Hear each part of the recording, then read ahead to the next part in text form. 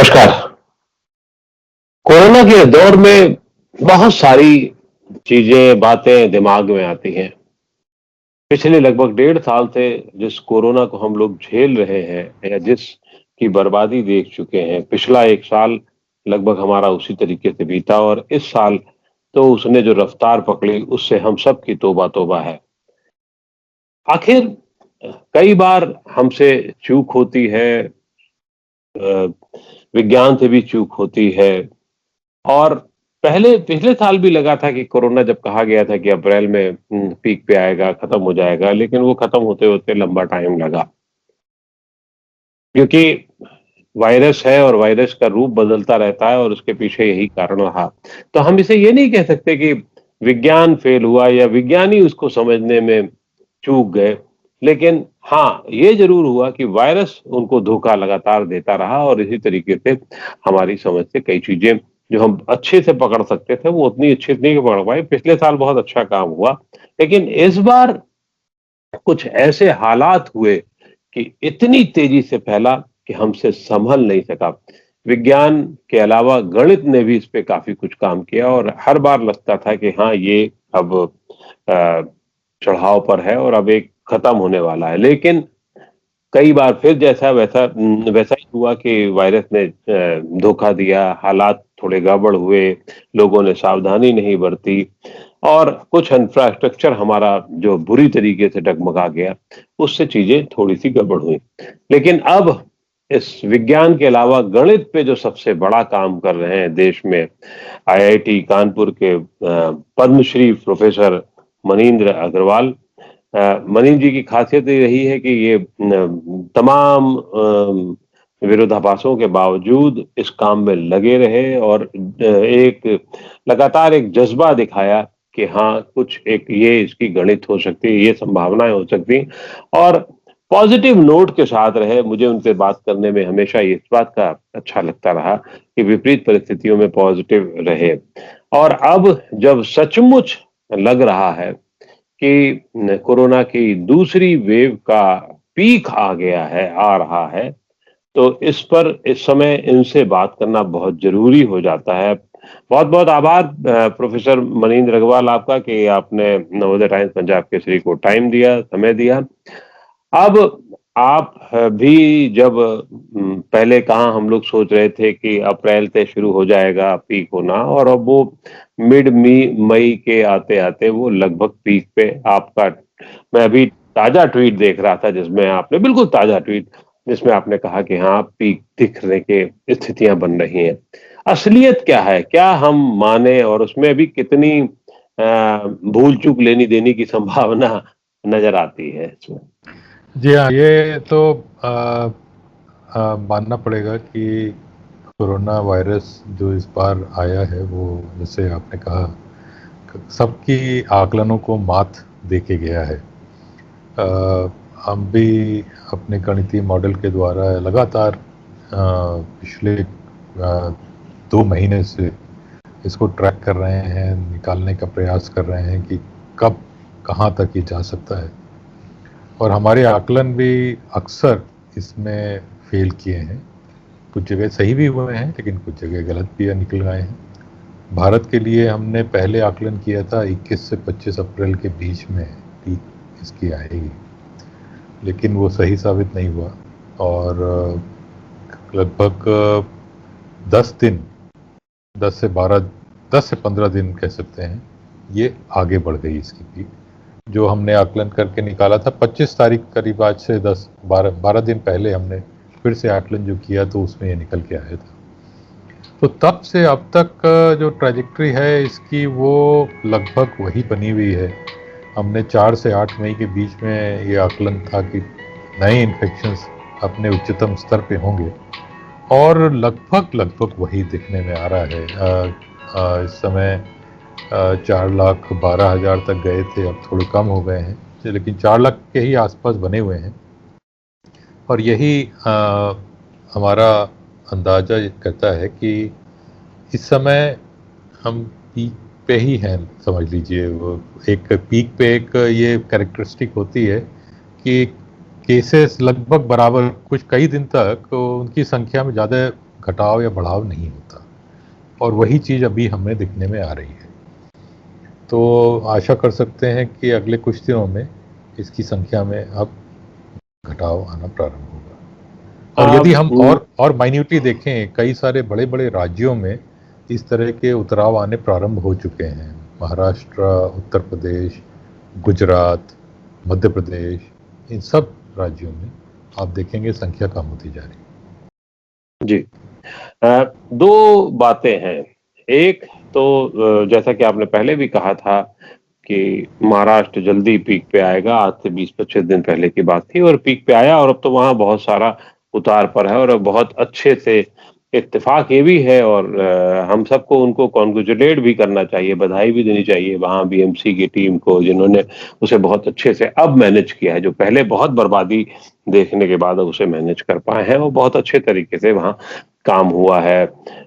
एक IAS mister चहल हैं जो उसको पूरी तरीके से उसको देख रहे हैं और सरकार भी उसको काम में इसमें लगी हुई है, ये तो बहुत अच्छी बात है।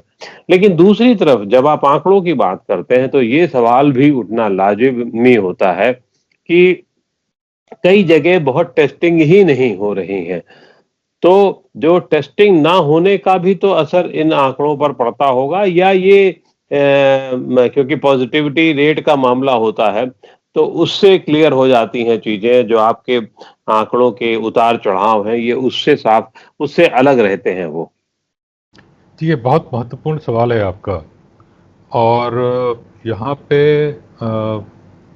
एक जो हमारे मॉडल की विशेषता है उससे मैं आपको परिचित कराना चाहूँगा।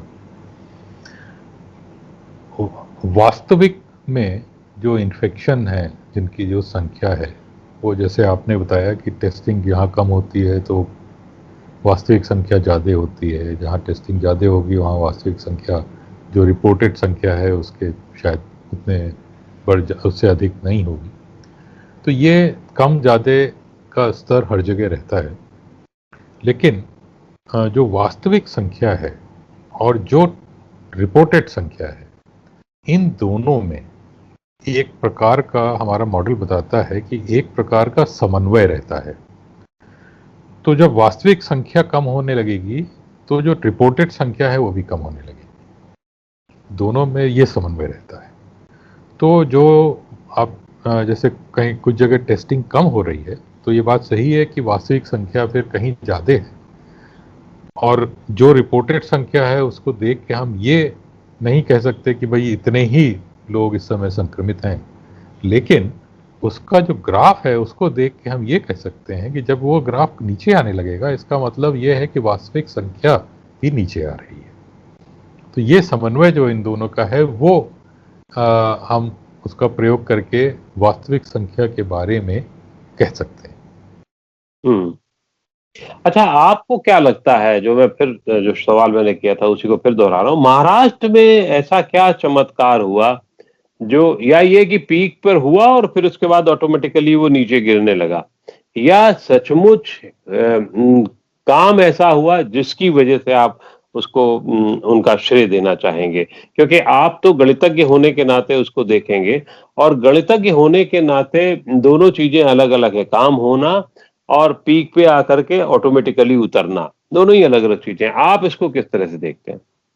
देखिए, हमारा आकलन ये है, और ये लगभग हर जगह, न सिर्फ महाराष्ट्र बल्कि सब जगह लागू हो रहा है कि यदि मान लीजिए कि कोई लॉकडाउन न लगाया जाए, महाराष्ट्र का एक उदाहरण लेते हैं, यदि महाराष्ट्र में लॉकडाउन न लगाया जाता तो पीक लगभग उसी समय आती, उसका स्तर ऊपर होता, जितने पे पीक आई उससे अधिक आती, शायद 10% या 20% और ज़्यादा केसेस आते। और ये संक्रमण, किसी भी संक्रमण की एक ये रूप होता है कि बढ़ता रहता है और एक समय आता है जब अपने उच्चतम स्तर पे होता है और उसके बाद बिना किसी के कुछ किए हुए अपने आप ही वो नीचे आने लगता है। उसका कारण ये है कि संक्रमित लोगों की संख्या काफ़ी बढ़ जाती है और जो संक्रमित नहीं है जो संक्रमित हो सकते हैं उनकी संख्या इतनी कम हो जाती है कि संक्रमण को फैलने के लिए लोग ही नहीं मिलते, तो इसलिए वो संख्या उसको वो गिरता जाता है। तो महाराष्ट्र में लॉकडाउन लगाने का और वहाँ पे जो जो भी सरकार ने और अन्य लोगों ने उसको मैनेज किया, उसका अंतर अवश्य पड़ा, और अंतर इस प्रकार से दिखा कि जो पीक जो ऊपर आनी थी वो थोड़ा नीचे आई, जिससे कि वहाँ के हॉस्पिटल्स में और अन्य जो स्वास्थ्य सुविधाएं हैं उस पे उतना अधिक प्रेशर नहीं मारामारी आया, नहीं हुई। मारामारी उतनी हो सकती थी और ज़्यादा वो नहीं। तो तो इसकी दोनों ही बातें हैं कि देखिए महाराष्ट्र का तो कर्व नीचे आना ही था, मतलब क्योंकि वहाँ संक्रमित लोगों की संख्या काफ़ी हद तक बढ़ चुकी है, तो अब कम लोग हैं जो संक्रमित नहीं हैं और संक्रमण की संभावना है जिनमें। लेकिन साथ ही साथ महाराष्ट्र के जो पूरा एडमिनिस्ट्रेशन है उसको भी श्रेय जाता है कि उन्होंने जो जितनी बुरी हालत हो सकती थी उतनी नहीं होने दी। इसी प्रकार से उत्तर प्रदेश की बात करें तो उत्तर प्रदेश में भी यही चीज़ है कि उत्तर प्रदेश में भी पीक आ चुका है, आना ही था और नीचे आना था, लेकिन जो उत्तर प्रदेश एडमिनिस्ट्रेशन में लोगों ने मेहनत करी उसकी वजह से पीक जो जहां तक आ सकता था उससे कम ही रह गया। आपने कहा कि उत्तर प्रदेश के एडमिनिस्ट्रेशन ने जितनी मेहनत की, लेकिन पिछले दिनों जो देखा गया लखनऊ में जो मातम मचा था जिस तरीके से, और कानपुर में भी उसकी पुनरावृत्ति दिख रही थी, तो वो वही थी कि वो इंफ्रास्ट्रक्चर पे पूरा ध्यान नहीं हो पाया, या उससे बहुत बुरा हाल हो सकता था, उससे कम हुआ, आप ये मानते जी हैं? हाँ, देखिए ये समझते कि हम लोग को समझना होगा कि हेल्थ इंफ्रास्ट्रक्चर जैसा है जिस प्रदेश में, उसमें बहुत 1-2 महीने में बदलाव नहीं आ सकता।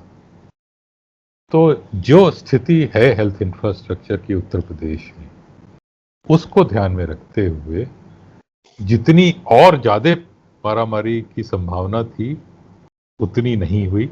मैं ये नहीं कह रहा कि मारामारी नहीं हुई, यस बहुत लोगों को बहुत अधिक परेशानियां हुई, न सिर्फ उत्तर प्रदेश में, दिल्ली में, जब महाराष्ट्र में पीक में था तब महाराष्ट्र में हर जगह हमारा हेल्थ इंफ्रास्ट्रक्चर इतना अच्छा नहीं है कि जब इतने अधिक लोग संक्रमित होकर ऑक्सीजन मांग रहे हैं या और दवाइयाँ मांग रहे हैं, आईसीयू में जाना चाह रहे हैं, तो उनको पूरा सुविधाएं दे सके।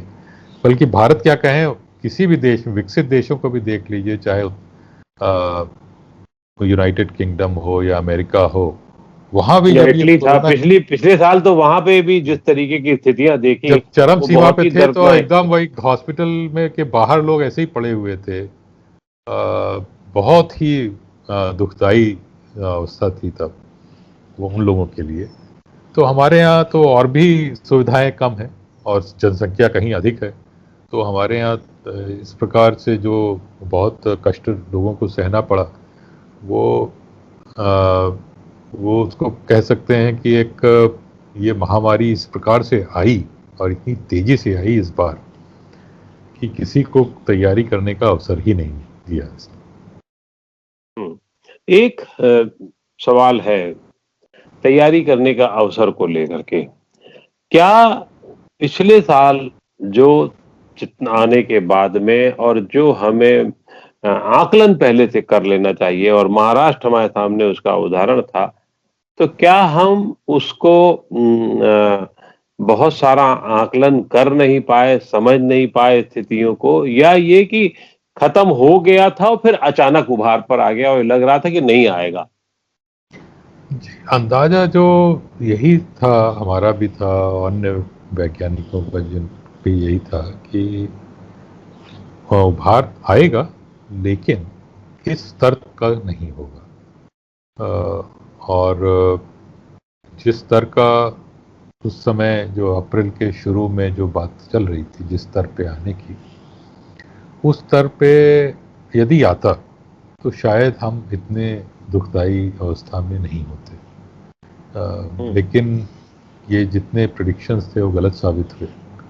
अब इसकी मेरे विचार से पूरी एनालिसिस जो है, ये जब ये वेव चली जाए तब करना उचित होगा कि किस कौन क्या कब ज़्यादा अच्छे से कर सकता था, क्योंकि इस समय हम लोग एक वेव के बहुत अधिक स्तर के बीच में हैं, तो सारा ध्यान होना चाहिए कि कैसे लोगों निपटा को जाए। पूरी सुविधाएं दी जाए। जी, सबका मेरे ख्याल से इस समय किसने गलती करी, क्यों करी, कैसे नहीं, करी, गलती का तो सवाल नहीं है, वो गलती बाद बात में की मेरे बात ख्याल है, से वो तो एनालिसिस पहले तब। एनालिसिस बाद में हम लोग को करना चाहिए। हम सबको अपने अंदर देखना चाहिए कि भाई हमने स्वयं कहाँ पे कुछ ऐसा किया जो शायद हम और अच्छा कर सकते थे। मैं स्वयं सोचता हूँ कभी कि क्या हम अपने मॉडल में कुछ ऐसी चीज़ें ला सकते थे जिससे कि हम सही पकड़ पाते कितना ऊंचा जाएगा।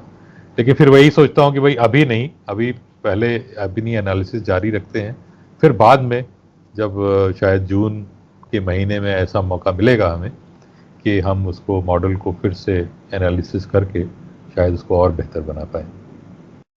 ज्यादातर जो सवाल है वो एंटिसिपेशन को लेकर के ही होते हैं, किताब एंटिसिपेट कर लेना चाहिए था, नहीं करना चाहिए था। ये बाहर बैठ के मुझे लगता है कि हम लोग ये ज्यादा आसानी से कह सकते थे, लेकिन जब अंदर आप होते, जब आपको काम करना होता है, तो शायद वो उतना आसान नहीं होता है। खैर, क्या इस समय जो आंकड़े हैं वो हर्ड इम्यूनिटी को भी सपोर्ट करते हैं, या इस जैसे पिछली बार हम लोग हर्ड इम्यूनिटी का बड़ा सब्री से इंतजार कर रहे थे, इस बार वो हर्ड इम्यूनिटी का शब्द थोड़ा गायब सा नजर आ रहा है। क्या वजह है? आपको आप बड़ा मुस्कुरा करके समझ रहे हैं इसको, तो इसकी इसकी क्या कारण है? अब इस बार कोई कहना नहीं चाहता कि हर्ड इम्यूनिटी हम आ गए हैं या आने वाले हैं, क्योंकि पिछली बार जिसने जिसने कहा था सब गलत साबित भुगत हुए। चुका। हमने भी कहा हाँ, था कि हम शायद हर्ड इम्यूनिटी के पास हैं, और हाँ, गलत साबित हुए। और इसका देखिए कारण है, ऐसा नहीं है कि ये लोगों ने गलत कहा था, गलत इतने कैसे साबित हुए। एक जो चीज होती है कि आपके अंदर इम्यूनिटी आई, लेकिन इम्यूनिटी हमेशा नहीं रहती। हम्म, इम्यूनिटी का कुछ समय होता है, उसके बाद इम्यूनिटी कम होती जाती है और कुछ समय में खत्म हो जाती है। हम्म, तो अभी हमें इस वायरस के बारे में इतनी स्टडी नहीं है कि हमें पता ठीक से हम कर पाए कि आखिरकार कितने समय तक इम्यूनिटी रहती है इसकी। हम्म, तो अब हमें इसकी संभावना दिख रही है। अब जब इस तरह की वेव आई कि शायद काफ़ी लोगों की जिनको पहली वेव में इम्यूनिटी आई थी, उनकी इम्यूनिटी मार्च तक आते आते चली गई, और ओके। इससे वो हर्ड इम्यूनिटी की जो यदि मान भी लें कि पहले हर्ड इम्यूनिटी आ गई थी या उसके हम पास में थे, उसके अभी तो फिर अब उसके दूर चले गए हैं। अब फिर तेजी से संक्रमण बढ़ रहा है, लोगों में इम्यूनिटी आ रही है बिल्कुल। और पीक जब आएगी इसकी, जैसे मैंने कहा कि अब आसपास ही हैं, तो वो एक इंडिकेशन होता है कि भाई अब हर्ड इम्यूनिटी के हम पास पहुंच गए हैं। लेकिन वही बात है कि भाई ये आखिरकार कब तक रहेगी हर्ड इम्यूनिटी? क्या 2 महीने में, 3 महीने में फिर हम नीचे चले जाएंगे और फिर हर्ड इम्यूनिटी के दूर हो जाएंगे? तो इसीलिए हर्ड इम्यूनिटी की बात करना शायद इस समय सही नहीं है, क्योंकि हम ये नहीं अभी तक समझ पाए कि आखिरकार इम्यूनिटी जो है वो कब तक चलती है।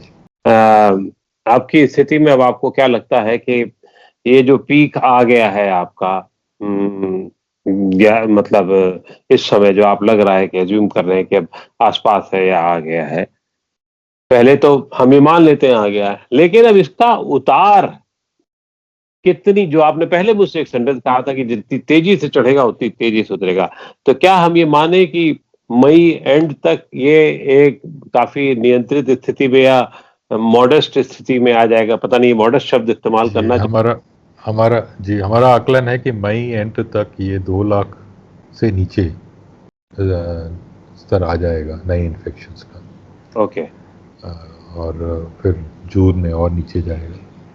हम्म। अ, तो हम आशा अभी भी यही कर रहे हैं कि जो हमारा प्रेडिक्शन है वो ठीक स्थिति में रहेगा। अभी तक जो हाथ चल रहे हैं वो लगभग मतलब 2-4 दिन आगे पीछे मान सकते हैं, लेकिन बाकी जिस प्रकार से हमने आकलन किया था 24-25 अप्रैल को, हम उसी प्रकार से चल रहे हैं। क्या उतार जो है, मतलब जो मॉडस का कहने का मतलब ये था कि 30-40 हजार केसेस रोजाना देश भर में, वो उस पर पहुंचने की कब तक है, क्या है, जून में जून भी जाएगा, जून में मतलब पूरा पहुंचे, जाएगा? जून के अंत तक हम पहुंच जाएंगे उस तक। मतलब जून के अंत तक चीजें सब सामान्य स्थिति में हो सकती हैं कम से कम। लेकिन अब गणितज्ञों ने तो नहीं, वैज्ञानिकों ने जरूर डरा दिया है कि दूसरी लहर के बाद अब भैया तीसरी लहर के लिए भी तैयार रहो। आप कानपुर के हैं तो कानपुर में ये अक्सर था, कहा भैया अब तो इसके लिए भी तैयार रहे पड़ी। तो अब उस पे क्या है आपका देखिए, आकलन? मेरा मानना है, मेरा इसका तीसरी लहर के बारे में बहुत लोगों ने एक अपनी चिंता जाहिर करी, और होनी भी चाहिए। मैं इसको इस प्रकार से देखता हूँ। नॉर्मल फ्लू वायरस जो है, उसकी हर साल लहर आती है। अक्टूबर नवंबर में जो शुरू होती है और फरवरी मार्च तक चलती है। हर साल बिना नागा के लहर आती है, लोगों को संक्रमित करती है और चली जाती है। कोई उसके बारे में आज तक बात ही नहीं, नहीं। दसियों साल में कोई ने बात ही नहीं करी। तो लहर आना महत्वपूर्ण बात नहीं है, महत्वपूर्ण बात यह है कि वो लहर असर क्या करती है। तो यदि कोरोना की, अब कोरोना वायरस है, अब ये कहीं जाने वाला नहीं है, तो इसकी लहरें भी आती रहेंगी, वो तो निश्चित है।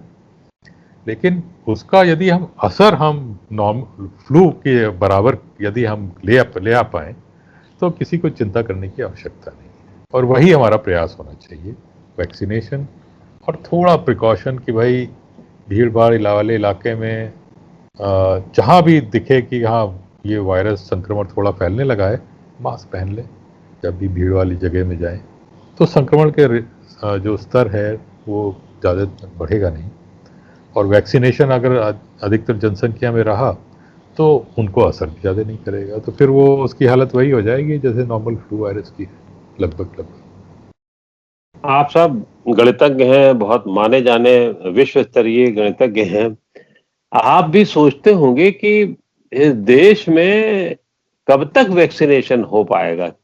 जो हालात है, क्या आपका आकलन क्या है कि कब तक खत्म हो सकता है? अगर आपको क्या लगता है, क्या हालात को देखते हुए, फिलहाल की स्थितियों को देखते हुए, अन्य जगहों से सहयोग जो मिल रहा है उसको देखते हुए जो भी? प्रोजेक्शंस हैं, और ये अब हमारे देश के लिए बहुत ही इसको मैं कहूँ भाग्य की बात है कि दो दुनिया के बहुत बड़े वैक्सीन मैन्युफैक्चरर भारत में हैं और हमारी अपनी वैक्सीन है। क्योंकि जो हालात हैं इस समय विश्व में, अगर हम वैक्सीन स्वयं नहीं बना रहे होते तो बाहर से आने की वैक्सीन की बड़ी मात्रा में संभावना न के बराबर थी। तो अब हम स्वयं अपनी वैक्सीन बना रहे हैं और वैक्सीन की कैपेसिटी बनाने की लगातार बढ़ाते जा रहे हैं। तो जो मैंने आकलन देखा है उसके अनुसार अक्टूबर तक लगभग 40% जनसंख्या को वैक्सीन मिल जानी चाहिए। और यदि ऐसा हो जाता है तब वास्तव में हम हर्ड इम्यूनिटी की बातें कर सकते हैं उस समय, कि यदि 40% को वैक्सीन हो गई और मान लीजिए 20-25% नेचुरली वैक्सीनेटेड रहे, नेचुरली इम्यून रहे संक्रमण आने की वजह से, तो फिर शायद हम ऐसी स्थिति में पहुंच जाएं कि ज़्यादा संक्रमण बढ़ नहीं पाए। और मैंने अक्टूबर तक 40% कहा, और अगले 2 महीने में दिसंबर तक शायद वो नंबर 50 या इवन 60% तक पहुंच सकता है। नहीं, तो आप ये जो बात कर रहे हैं वो दोनों डोज की बात कर रहे हैं या सिंगल डोज की बात कर दोनों रहे हैं? डोज की, मैं दोनों डोज की बात कर रहा हूँ। तो आपको लगता है, और किस गणित के किस हिसाब से आपको लग रहा है कि अगले 6 महीने में 40% यानी कि हम माने कि 80 करोड़ डोज, वैक्सीनेशन हो जाएगा? तो वही 6 जो महीने में 80 करोड़, यानी कि अगर आप माने तो 10-12 करोड़ वैक्सीनेशन हर महीना। 12 करोड़ वैक्सीनेशन का मतलब है लगभग 50 लाख रोज लगाए जाएं, वैक्सीनेशन किया जाए। तो इस आज की स्थिति में, और अभी तो प्रोडक्शन भी फिलहाल उतना तेजी से उन्होंने कहा है कि मई जून से हम पहले नहीं दे पाएंगे, सीरम ने और ये भी इनको तो पैसा अभी मिला ही है। इनके नखरे कम दिख रहे हैं वैसे भारत वालों के, लेकिन नखरे एक आम भाषा में बात कर रहा हूँ। लेकिन सीरम ने तो कहा ही है कि वो हथेली पे सरसों नहीं जम सकती है, तो टाइम लगेगा। तो अगर आप जून तक ऐसे ही छोड़ दें जिस वर्तमान हालत की स्थितियों में, और जब सबको भी शुरू हो गया है, तो जून के बाद यानी कि जुलाई, अगस्त, सितंबर, अक्टूबर, आप 4 महीने में कह रहे हैं 40%, बहुत बड़ा टारगेट नहीं है ये दे रहे टारगेट हैं है आप जी, हाँ। उनको? जी, बिल्कुल है। और लेकिन जो जिस तरीके से कैपेसिटी बढ़ा रहे हैं, और आपने हुँ, सही कहा जून तक बहुत अधिक संख्या नहीं बढ़ेगी, लेकिन जुलाई से काफ़ी हद तक नंबर्स बढ़ेंगे वैक्सीन की हुँ, अवेलेबिलिटी के। और साथ ही साथ भारत अब जैसे स्पुतनिक है उसको इंपोर्ट का लाइसेंस कर भी रहा दे है। दिया है, स्पुतनिक भी अब अच्छी संख्या में शायद आ जाएगी भारत। तो ये सब मिला के हम 80 करोड़ वैक्सीन अक्टूबर तक आ जाने की संभावना, जो मैंने देखे नंबर्स देखे हैं उससे दिख रहा है कि 80 करोड़ वैक्सीन अक्टूबर तक भारत में अवेलेबल होगी।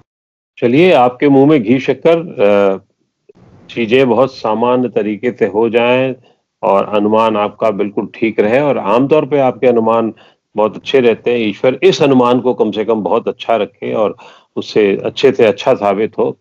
यही हमारी कामना है, और बहुत-बहुत आभार आपका कि आपने नवोदय टाइम्स पंजाब केसरी को समय दिया और कुछ अच्छी और आशापूर्ण बातें, जैसे कि पहले हम लोग करते रहे हैं, आप करते रहे, मैं तो क्या करता हूँ, आप करते रहें, आप बताते रहें और उम्मीद की किरण आप जगाए रखते हैं। ये जगाए रखिए, बहुत बड़ा काम आप कर रहे हैं समाज के लिए, साइंस के लिए, गणित के लिए। बहुत-बहुत आभार आपका। धन्यवाद।